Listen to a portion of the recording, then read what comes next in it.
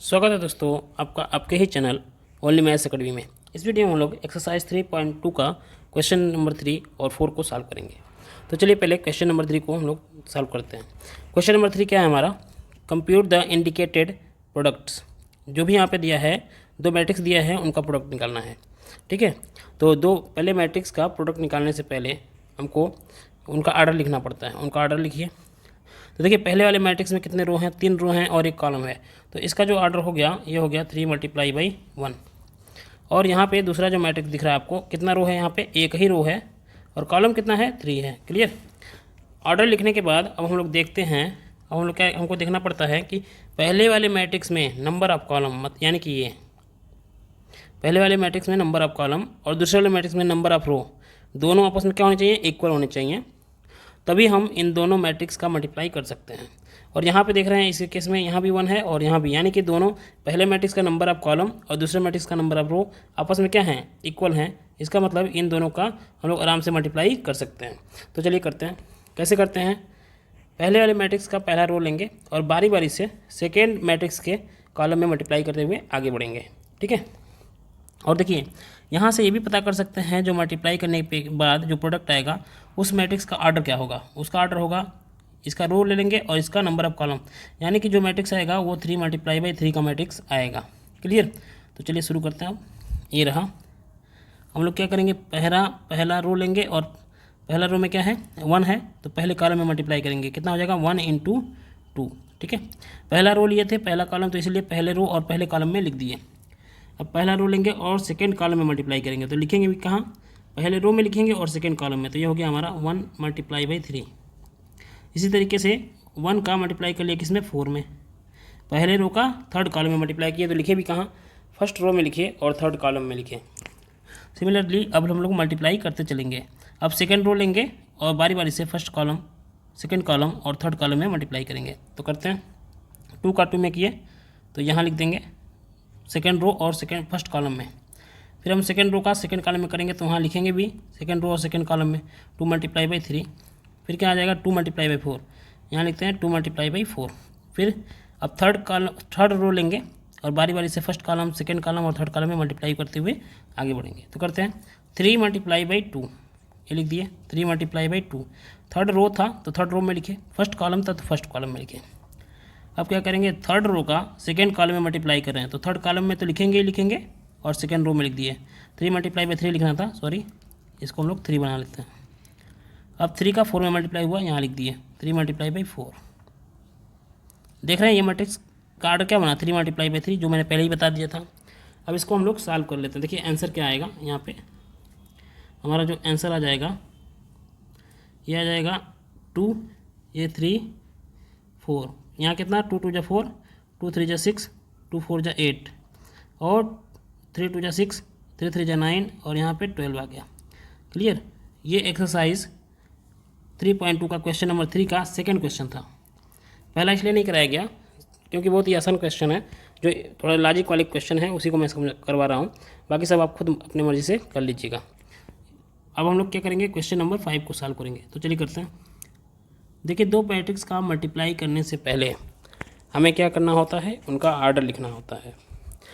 तो यहाँ भी वही काम करेंगे।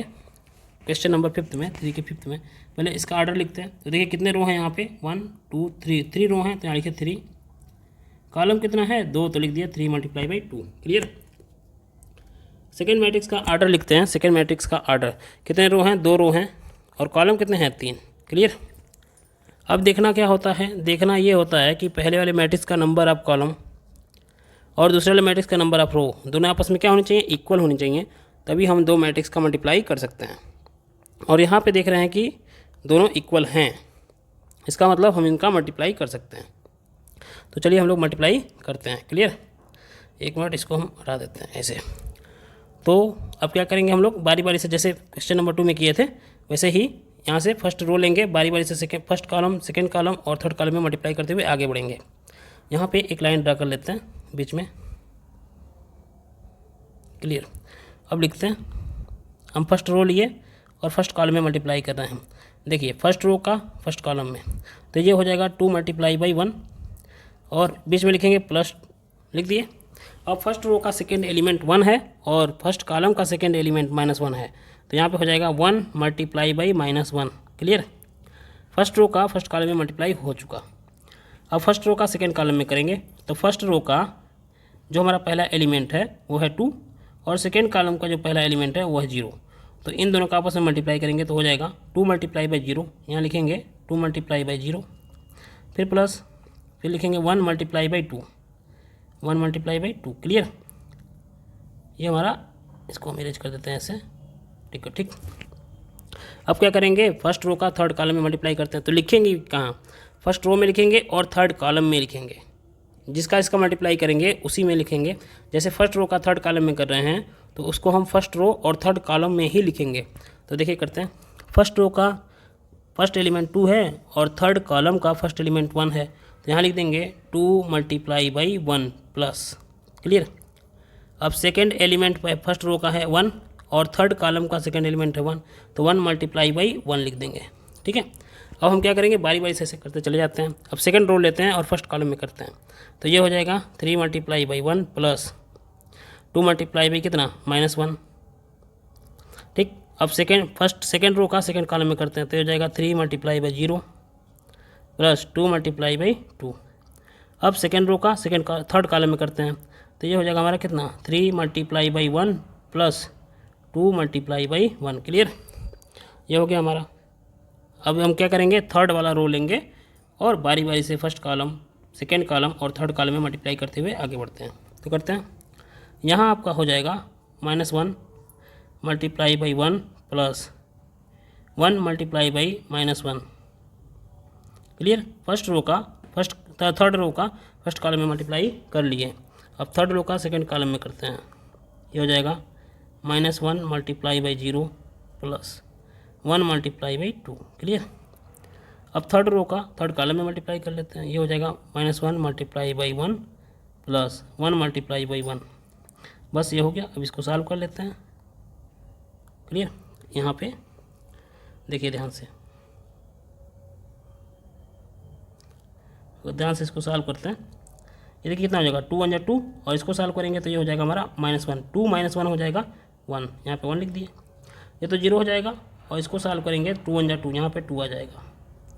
फिर इसको सॉल्व करेंगे 2 1 2 और 1 1 1, 2 + 1 हो गया आपका 3, यहाँ पे आ गया 3 1 3 और यहाँ पे -2, 3 - 2 आ जाएगा आपका 1। यहाँ पे 3 0 0 हो गया, 2 2 4 यानी कि 4 आ गया। यहाँ पे 3 1 3, 2 1 2, 3 + 2 हो जाएगा आपका 5।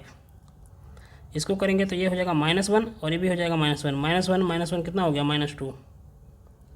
ये तो 0 हो गया और यहाँ पे जो दिख रहा है आपको 1 2 2, तो यहाँ पे 2 ही आ गया। इसको मल्टीप्लाई करेंगे -1 मिलेगा, इसको मल्टीप्लाई करेंगे +1, तो -1 + 1 हो जाएगा आपका 0। तो ये हो गया आपका आंसर।